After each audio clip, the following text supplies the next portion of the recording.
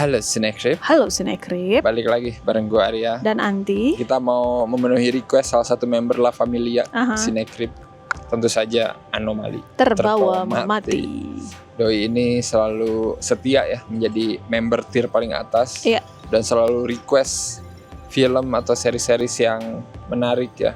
Dan banyaknya emang dari India. Seringnya. Iya. Dan kali ini Doi request salah satu series Netflix terbaru original nih. Judulnya adalah The Bastards of Bollywood. Ini mini series ya. Jadi kayak cuman 7 episode. Ngingetin aku sama series Apple TV judulnya The Studio yang dibikin sama Seth Rogen ya. Nah, ini tuh model kayak gitulah, tapi ini tetap khas Bollywood gitu ya. Ngomongin industri Bollywood tapi dari sudut pandang aktor.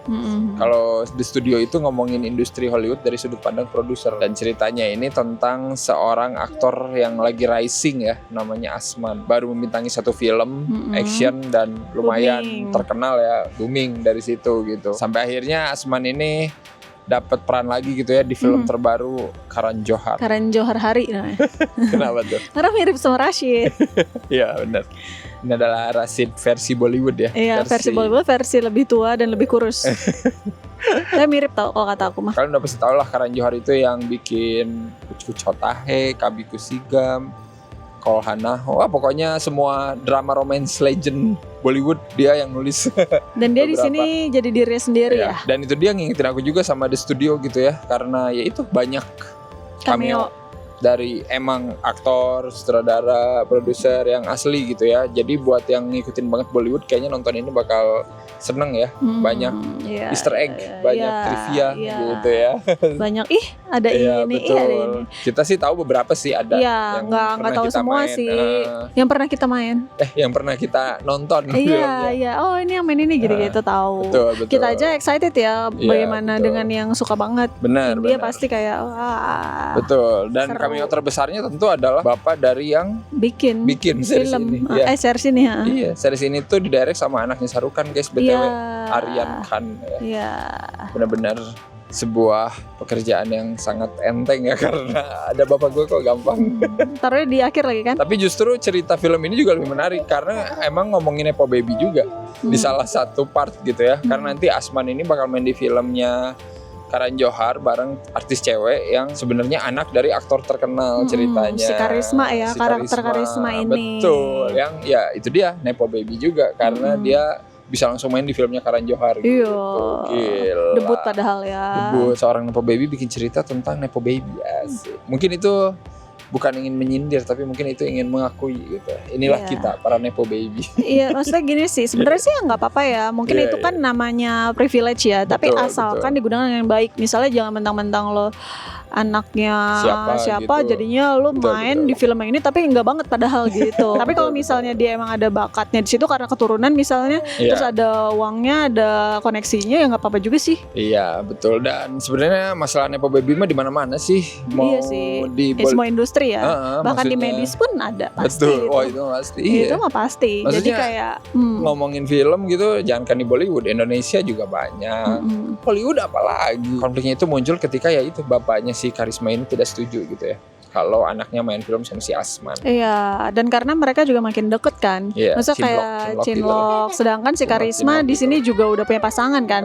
Bahkan bertahun-tahun. Dan Asman di sini nggak sendirian ya, dia punya sahabat Parfaiz. Iya. Terus ada manajernya. Yang cantik jelita, aku suka banget sih. Terus ada pamannya. Ini juga seru yang sih. Yang mendukung dia gitulah. Ya gitulah ini mah. Jadi ceritanya mostly emang tentang hubungan Asman sama Karisma, tapi dengan latar industri Bollywood yang ya gitulah sangat tidak terduga gitu. Seperti nanti plot ceritanya di akhir sangat tidak terduga. Plot twist Bollywood itu memang dahsyat ya. Termasuk di sini. Yang mungkin kan nggak akan menduga, aku juga baru menduganya pas momen itu datang. Kamu juga bilang kan jangan-jangan ya itu.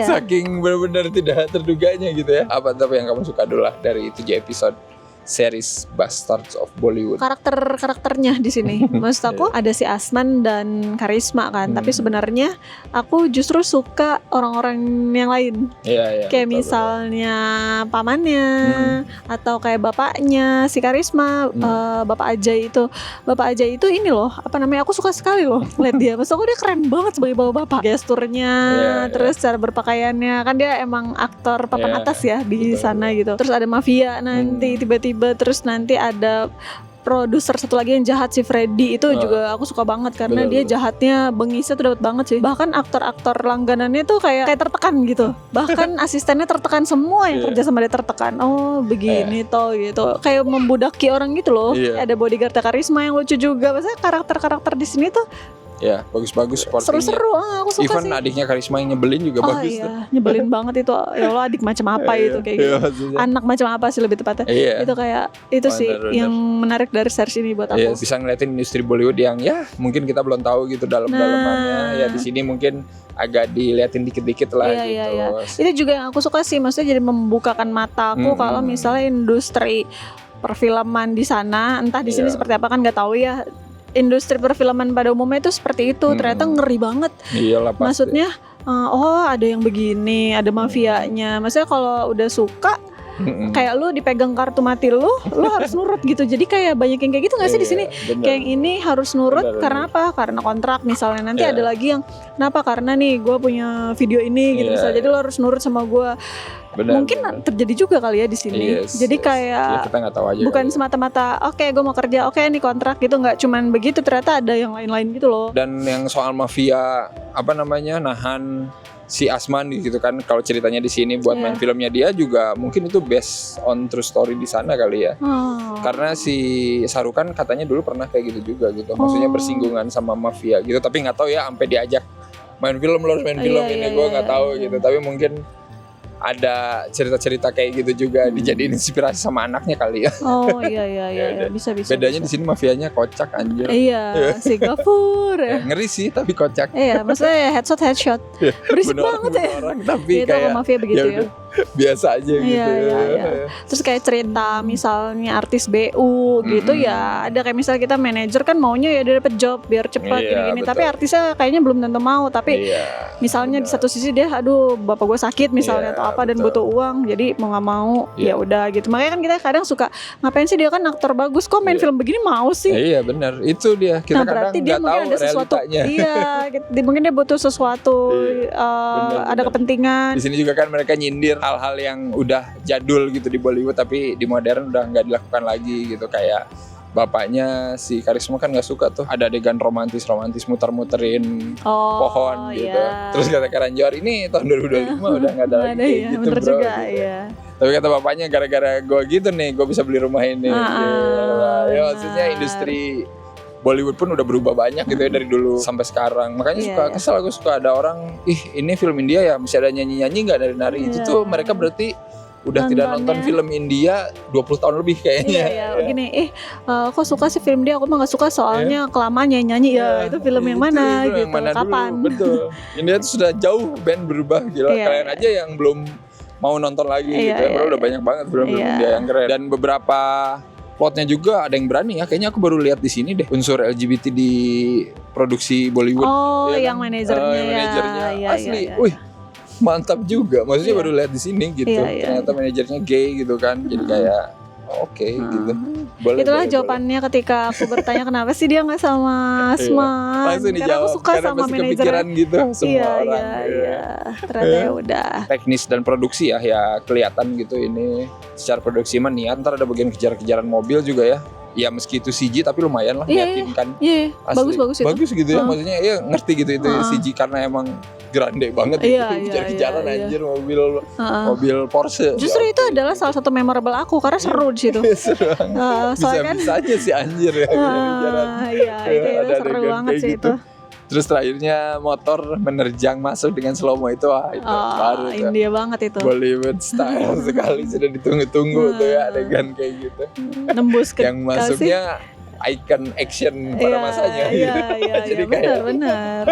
Aktor zaman dulu ya. Aktor zaman dulu jadi kayak gila. Yang kurang itu buat aku adalah pas pertama-tama mulai, ini tuh kayak adegan percintaan klise pada umumnya. Iya, maksudnya ketika cowok yang dari keluarga biasa aja bertemu dengan perempuan yang dari keluarga kaya, banget lah. Iya, terus dia sudah punya pasangan, terus dia malah suka sama itu kayak dia. Iya, aku nggak suka sih ya. Ngapain sih si Asman bela-belain banget nih cewek gitu udah bapaknya kayak gitu. Jadi cinta itu kan suka begitu. Kenapa sih sesek? Masuk kok jadi kayak boring, tapi ternyata terakhirnya menyimpan sesuatu. Emang harus begitu emang. Itu tapi ternyata menyimpan sesuatu. Jadi kayak terbayar setelah kita nonton. Oh ini maksudnya kayak bener, gitu. Pantesan kayak lu ngapain sih kayak nyebelin. Aku nggak suka sih yang terlalu kayak gitu-gitu. Terus ini sih ada adegan di sini bapaknya Asman itu loh.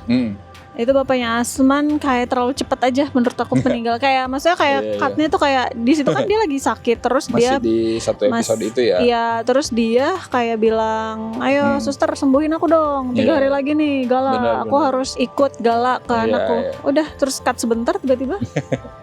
Langsung ya. Momennya. Iya itu kayak maksudnya iya memang bisa secepat itu, tapi maksudnya untuk di sesuatu yang kita tonton agak kurang enak. Iya jadi kayak gitu loh. Di situ doang sih paling. Sama sih kayak pas bagian si Asman ke penghargaan itu, acara penghargaan ya kan langsung dapat. Maksudnya nggak diselingi dulu gitu sama pembacaan nominasi. Oh iya kayak langsung. Ya ini tuh kayak pengen langsung ini aja lah yang utama-utama. Iya gitu sih, tapi jadinya nggak enak kan. Kayak misalnya aku kan nanya, masa langsung aktor ini sih gitu. Ya itu kali karena 7 episode ya harus tambahin dikit ya biar ada ruang. Iya kali buat ya. Gimana gitu biar dramanya lebih dibangun dulu dikit-dikit. Memorable aku itu sebenarnya pas bapaknya meninggal. Maksudnya pas lagi pemakaman itu loh, itu kan sedih banget. Soalnya dia tuh si Asman itu di sini sangat dekat sama bapaknya dan bapaknya kan juga ngedukung ya. Ngedukung banget karirnya. Kalau ibunya kan kayak nggak terlalu ngedukung karena nah kalau si bapaknya tuh kayak mendukung sekali. Terus dia juga suka ngelawak gitu dan cocok sama pamannya, sama bandel gitu. Maksudnya bandel lucu kayak lagi sakit nih, ayo minum dulu, minum minuman keras maksudnya, kayak gitu-gitu. Aku suka sih. Kalau aku suka bagian si mafia ya, Gafur. Oh itu juga kocak sih, komedik juga. Ini skripnya syuting besok, tapi dia serius gitu, nggak bisa dong. Takut lah, soalnya ada contohnya yang ditembak, jadi mau ini bener apa enggak? Santai kali kan. Tapi kita tuh jadi nggak tahu kapan bercanda. Ini juga yang kata.